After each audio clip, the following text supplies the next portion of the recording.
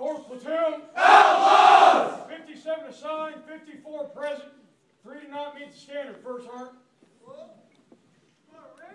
All right!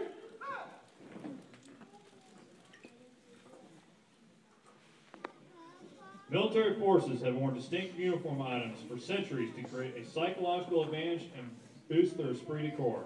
But the military use of the beret is a relatively recent phenomenon.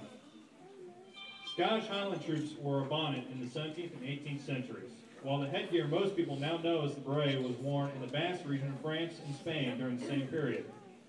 The widespread use of the beret among Western armies did not begin until the 20th century, when French tank crews in World War I wore both the small Basque version and a larger, floppier variety. The first use of the modern beret in the U.S. military was in 1943, when a battalion of the 509th Parachute Infantry Regiment was given a maroon beret by their British counterparts for their service in World War II.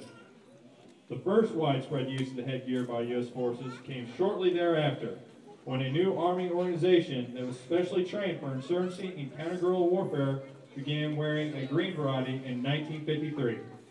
It took another 8 years for the Army Special Forces, the Green Berets, to win presidential approval from John F. Kennedy to make their headgear official. In the 1970s, Army policy allowed local commanders to encourage morale-enhancing uniform distinctions and the use of the beret boomed. Armed personnel in Fort Knox, Kentucky wore the traditional British black beret, while U.S. Armored Cavalry regiments in Germany wore the black beret with the red and white oval.